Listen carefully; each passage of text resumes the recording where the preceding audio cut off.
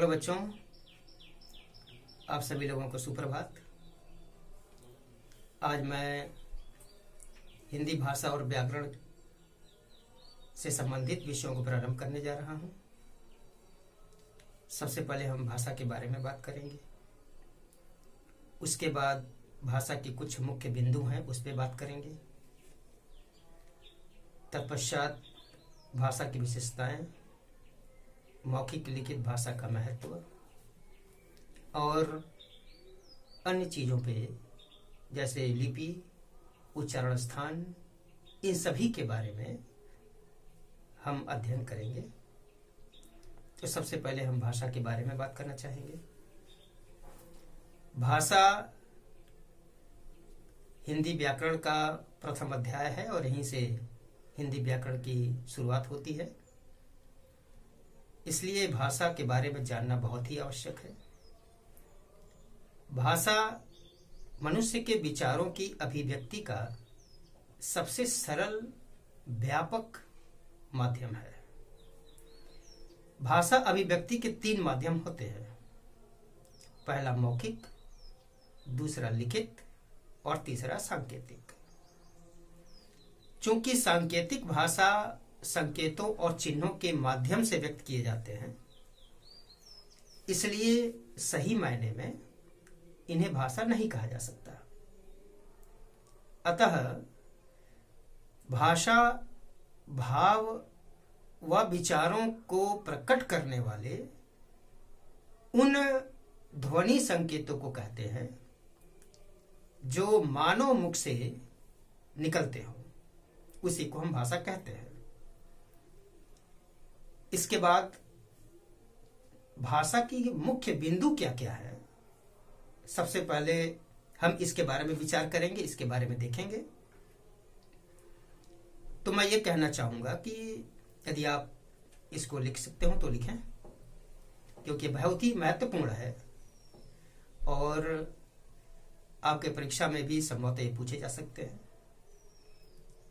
पहला है, भाषा शब्द की उत्पत्ति संस्कृत के भाष धातु से हुआ है, जिसका अर्थ है बोलना या बताना।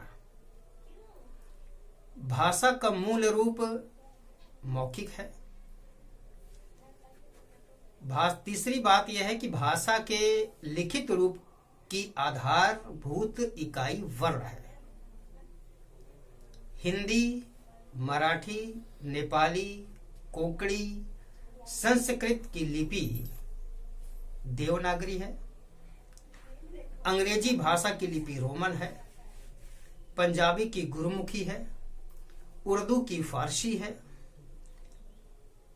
और छठवीं बिंदु यह है कि अरबी एक ऐसी लिपि है जो दाएं से बाईं लिखी जाती है। 7वां है, आर्य परिवार की भाषा का मूल स्रोत संस्कृत है। द्रविड़ भाषा में सर्वाधिक शब्द संस्कृत भाषा के मिलते हैं।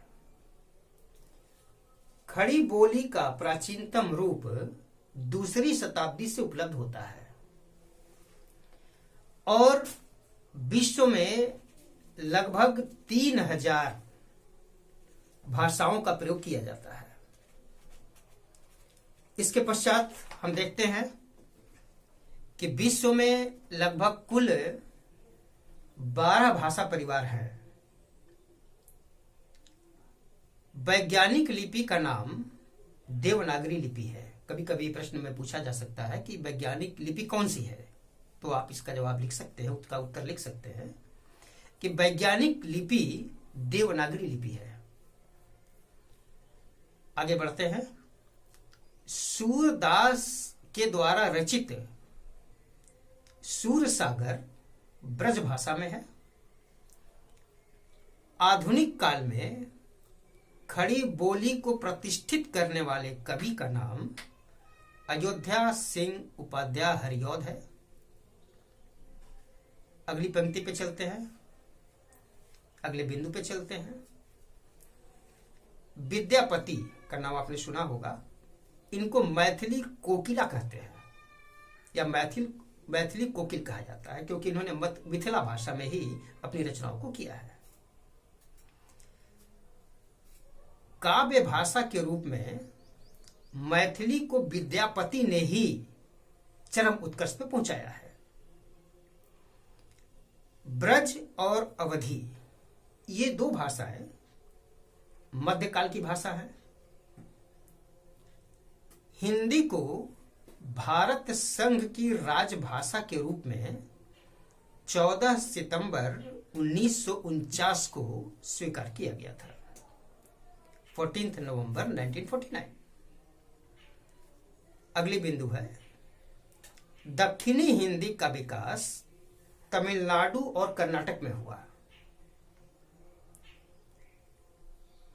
नेक्स्ट, भोजपुरी हिंदी बिहारी उपभाषा वर्ग की बोली है। कभी कभी प्रश्न पूछा जाता है कि उपभाषा कौन सी है या किसी एक उपभाषा का नाम बताइए, तो आप ये लिख सकते हैं कि भोजपुरी हिंदी बिहारी उपभाषा वर्ग की बोली है।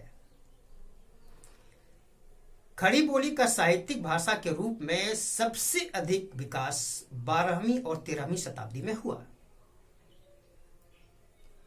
हिंदी भाषा के विकास में सबसे अधिक महत्वपूर्ण योगदान देने वाले धार्मिक नेता का नाम स्वामी दयानंद सरस्वती है, जिन्होंने सत्यार्थ प्रकाश की रचना की। अगली बिंदु है भोजपुरी बिहार प्रदेश की बोले जाने वाली भाषा है। पुराणों की संख्या 18 है, वेदों की संख्या 4 है, ऋग्वेद, सामवेद, यजुर्वेद, अथर्ववेद। अगली महत्वपूर्ण बिंदु है संविधान के अनुच्छेद 343 अर्थात 343 के अनुसार संघ की राजभाषा हिंदी और लिपि देवनागरी है।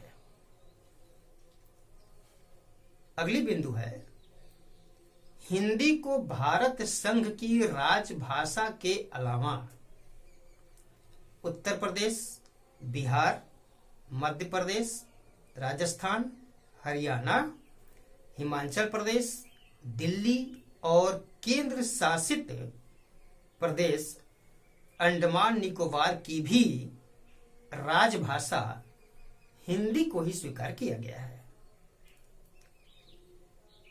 अगले बिंदु पे चलते हैं। पंजाब, गुजरात, महाराष्ट्र में हिंदी को द्वितीय भाषा के रूप में मान्यता दी गई है।